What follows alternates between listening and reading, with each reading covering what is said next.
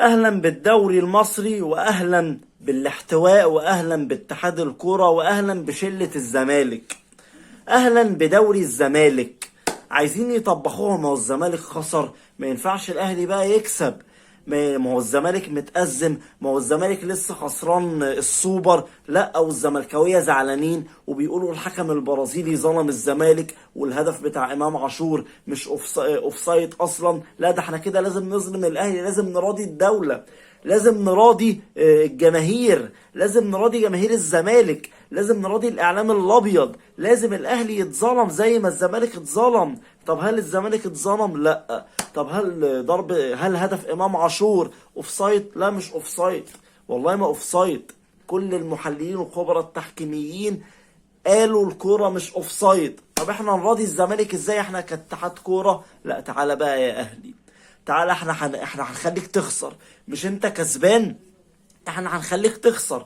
ضربة جزاء واضحة وضوح الشمس اهي، ايده بعيد عن جسمه، وفي الدقيقة 77 والاهلي متقدم 3-2. يعني الماتش كان هيموت. الاهلي اداء وحش، الخطة مش حلوة، كولر يعني بيخرف في حاجات كتيرة. هنتكلم في الجزئية دي، لكن اديني حقي. السلام عليكم ورحمة الله وبركاته. بمسي على كل اخواتي الاهلاوية اللي منوريني. بتمنى منكم دعم الفيديو بلايك وشير وكومنت.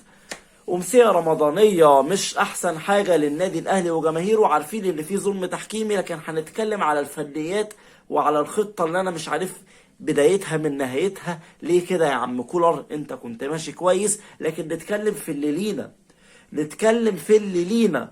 ضربة جزاء متعمدة. الحكم امين عمر ولا معرفش مين قريب من اللعبة وشايفها واضحة وضوح الشمس، بدليل انه ادى اتاحة فرصة. هو شايفها وادى اتاحة فرصة وما رجعش للفار بحجة اتاحة الفرصة، ولكنها ضربة جزاء. واحد هيقول لي يا عم، ما هو اصلا رامي ربيعه ليه شاط الكوره؟ كان المفروض لعيبه الاهلي تقف وما تلعبش علشان يرجع للفار. صح، ولكن حتى لو رامي ربيعه شاطها وجات جون او ما جاتش، ضربه جزاء. لازم الحكم يرجع للفار وتتحسب ضربه جزاء، لان هي ضربه جزاء واضحه، الحكم قريب منها وشايفها واضحه وضوح الشمس. اصلا المفروض ما كانش يرجع للفار فيها، هو شايفها قريب من اللعبة جدا، قريب جدا من اللعبة. ولكن ازاي بقى؟ ازاي؟ ده احنا لازم نعكنن على الاهلي وجمهوره، ده احنا لازم نعكنن على الاهلي وجمهوره. الاهلي اداؤه وحش، اداؤه وحش. طب الخطة سليمة؟ لا، الخطة فيها عيوب كتير، بس انا ليا ضربة جزاء في الدقيقة 77 وانا متقدم 3-2. يعني كان زمان 4-2 الماتش يتقتل، الماتش يموت. ولكن اتحاد الكوره لا يا جدعان، ده احنا لازم نعكنن بقى على جمهور الاهلي زي ما عكنن علينا في السعوديه. ده احنا لازم نعكنن على كابتن محمود الخطيب زي ما عكنن علينا في السعوديه ومرضاش يحضر. والدنيا دي اللي احنا عارفينها، احنا عارفين مين بالذات اللي اتعكنن عليه في القصه دي كلها. لا، ده احنا لازم بقى ايه، نعكنن على الاهلي وجمهوره، لازم نحاول نوقع الاهلي. ده لعيبه الاهلي كلها كده هتروح منتخب؟ لا، ده احنا نهبط اللعيبه، ده احنا نخلي فتره التوقف الدولي يكون الاهلي خسران فيها علشان يروح يلعب دوري ابطال افريقيا وهو معنويا مش احسن حاجه. فكل القصه اللي احنا عارفينها والتربص بالنادي الاهلي، هو في ايه يا جدعان؟ ضربة جزاء واضحة وضوح الشمس. نفترض الحكم ما حسبهاش، نفترض الفار ازاي دي تعديه؟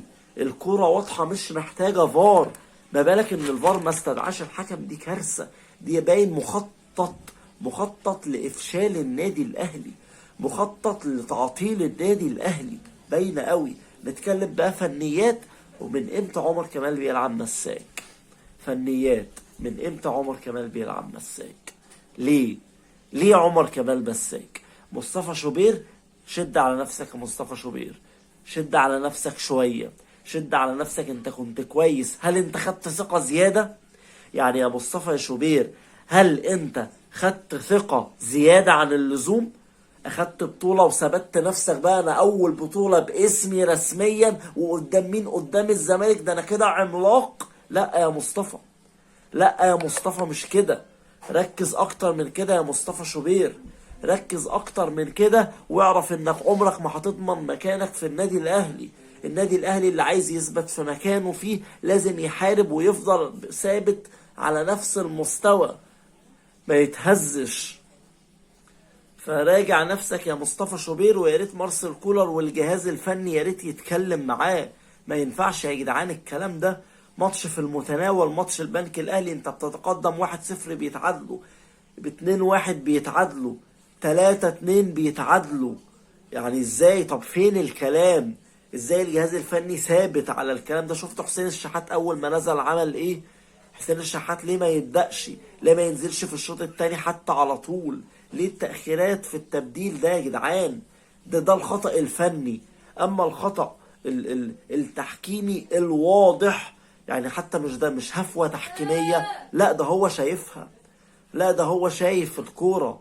الحكم قريب من ضربة الجزاء، والفار قريب، يعني الوضع بيقول ان دي مش غلطة تحكيمية، الوضع بيقول ان ده تربص لإفشال النادي الأهلي ولإبعاد النادي الأهلي عن المراكز المتقدمة في الدوري المصري، وكل ده لمصلحة الزمالك. بتمنى من كل اخواتي الأهلاوية دعم الفيديو بلايك وشير وكومنت، وإن شاء الله اللي جاي أحسن. سلام.